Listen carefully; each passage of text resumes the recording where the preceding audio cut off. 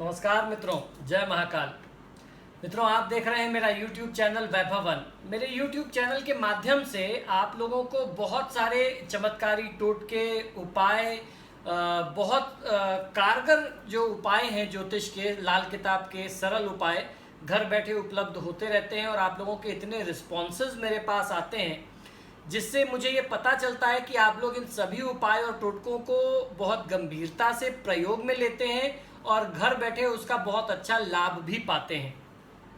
मित्रों, आप लोगों की क्या ज़रूरत है, आप लोग की क्या इच्छा है, आप लोग क्या चाहते हैं मुझसे, ये मुझे आपके ईमेल्स और आपके फ़ोन कॉल्स और आपके मेरे वीडियोस पे जो कमेंट्स आते हैं उससे हमें पता लगता है आपके क्या फीडबैक्स हैं। पिछले काफ़ी समय से आप दर्शकों ने मुझसे ये डिमांड की, मुझसे ये मांग रखी कि मैं आपको विधिवत जो सही शास्त्रीय तरीका है रुद्राभिषेक का, महादेव शिव की रुद्री का, वो आपको मैं बताऊं, वो आपको मैं करके दिखाऊं।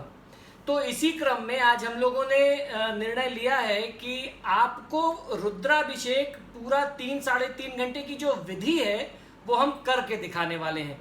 तो इसी क्रम में मैंने अयोध्या से आचार्य श्री तपेश्वरी मिश्रा जी को बुलवाया है। आचार्य जी का परिचय यह है कि ज्योतिष आचार्य तो है ही हैं, कर्मकांडी बहुत अच्छे हैं और उसके साथ साथ आचार्य जी मेरे मामा भी हैं। तो आचार्य जी से मैंने आग्रह किया कि रुद्राभिषेक का जो सबसे प्रामाणिक विधान है वो है मिट्टी से शिवलिंग बना करके, जिसको पार्थिवेश्वर शिव बोलते हैं। और पार्थिवेश्वर शिव बनाने के भी अलग अलग विधान है। सांप की बाम्बी का मिट्टी होना चाहिए, वो और अच्छा होता है। दीमक की बाम्बी की मिट्टी हो तो उससे भी आप शिवलिंग बना करके कर सकते हैं। कुम्हार के चाक की मिट्टी का शिवलिंग बना करके पूजा करना, उसकी अलग मनोकामना का विधान है। बेल के वृक्ष के जड़ की मिट्टी का शिवलिंग बना करके उस शिवलिंग की पूजा करने का अलग विधान है, उससे कुछ और विशेष मनोकामनाएं सिद्ध होती हैं। इसी तरीके से चिकनी मिट्टी से भी शिवलिंग बना करके उनकी प्राण प्रतिष्ठा करके रुद्राभिषेक करने का विधान हमारे शास्त्रों में बताया गया है। तो आप देख रहे होंगे कि आचार्य श्री पिछले 4 घंटे से बैठ करके अपने हाथों से इन्होंने ये पार्थिवेश्वर शिवलिंग को गढ़ा है। अभी इसको पूरा होने में कम से कम 2 घंटे का और समय है। इस पूरी प्रक्रिया में आचार्य श्री को मिट्टी को भिगाने से, फुलाने से लेकर के बनाने तक कम से कम 5 से 6 घंटे का समय चाहिए होता है। और उसके बाद इस शिवलिंग की स्थापना होती है, इनके ऊपर रुद्राभिषेक किया जाता है। हर तरीके से पूजा करने के बाद फिर इस शिवलिंग का और शिव परिवार का विसर्जन कर दिया जाता है। और इस शिवलिंग की पूजा का सबसे बड़ा फल, सबसे बड़ा महात्मा आपको मैं बता दूं। मैं हर साल सावन में जितनी भी विशेष और प्रमुख तिथियां आती हैं, आचार्य जी के माध्यम से, मेरे मामा जी के माध्यम से इस प्रकार के अभिषेक को, विशेष रुद्राभिषेक को करता हूं। और इसमें संकल्प ये होता है कि इस पूरे शिव परिवार को बनाने में या इस शिवलिंग को बनाने में मिट्टी के जितने कण इस्तेमाल किए गए हैं, प्रयोग में आए हैं, वो सब कण शिवमय हो जाएं और शिवलिंग का स्वरूप हो जाएं और उतने 1000 करोड़ शिवलिंग की पूजा आराधना का लाभ मुझे एक अभिषेक से प्राप्त हो। तो इस प्रकार से आज हम लोग इस शिवलिंग पर, शिव परिवार पर पूरा रुद्राभिषेक किस तरीके से 3 घंटे का होता है ये आपको करके दिखाएंगे। और मैं आपसे ये कहना चाहता हूं कि आप पूरे विश्व में कहीं भी हो, आप अगर रुद्राभिषेक नहीं कर पा रहे हैं, सविधि पूरे ध्यान से, पूरे मन से, अगर आप पूरे कंसंट्रेशन से इस वीडियो को, इस अभिषेक की क्रिया को देख लेते हैं और मन में कोई संकल्प रख करके बैठते हैं, तो महादेव शिव निश्चित ही आपकी मनोकामना को पूर्ण करेंगे।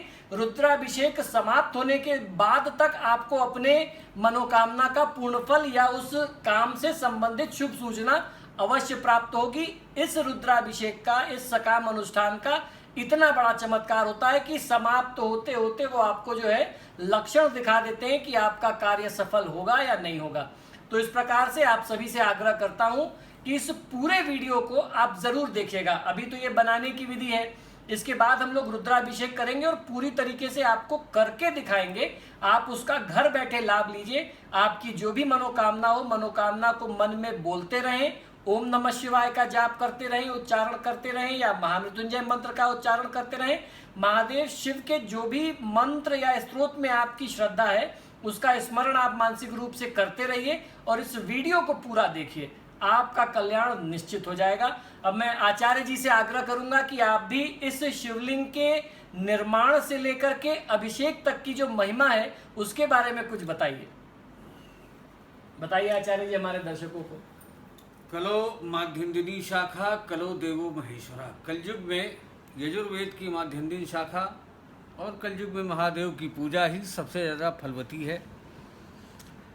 एक साथ करोड़ों शिवलिंग की आराधना का फल बाबा से लेने के लिए पार्थिवेश्वर शिव की आराधना करें और अपने सभी पाप ताप शाप चिंता शोक भय व्याकुल आदि को बाबा के हवाले करके अपने जीवन को धन्य बनावें।